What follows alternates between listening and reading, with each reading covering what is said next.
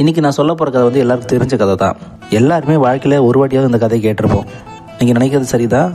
முயலும் ஆமையும் ஓட்டப்பந்தயத்தில் கலந்துட்டு கதை தான். அதே மாதிரி முயலும் ஆமையும் ஓட்டப்பந்தயத்தில் கலந்துக்குச்சு.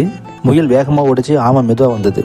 ஆமை வரதை பார்த்துட்டு முயல், சரி நம்ம தான் வெற்றி கோட்டுக்கு பக்கத்தில் வந்துட்டோமே, அங்கே போயிட்டு கொஞ்ச நேரம் படுத்துருப்போம், அது வரத்துக்குள்ளே ஒரு கூட தூக்கத்தை போட்டுட்டு நம்ம ஜெயிச்சிடலாம் அப்படின்ட்டு படுத்து அசந்து தூங்கிடுச்சான். அது கண்ணு முடிச்சு பார்க்குறப்போ அந்த ஆமை அந்த கோட்டை தாண்டி போய் ஜெயிச்சிருச்சான். இதில் நம்ம என்ன சொல்லுவோன்னா, மற்றவங்கள பார்த்து தப்பாக எடை போடக்கூடாது, நம்மளால தான் எல்லாம் பண்ண முடியும், அவங்களால பண்ண முடியாது அப்படின்னு நினைக்கக்கூடாது அப்படின்னு சொல்லி தான் எல்லோரும் சொல்லியிருப்பாங்க. ஆனால் நான் என்ன சொல்கிறேன், நம்ம மெதுவாக போகிறோமோ வேகமாக போகிறோமோ அது முக்கியம் கிடையாது, போகிறோமா அது மட்டும்தான் முக்கியம். நம்ம ஆமை மாதிரி போய்கிட்டே இருக்கணும். அப்படி போய்கிட்டே இருந்தால் வெற்றி கண்டிப்பாக வரும்.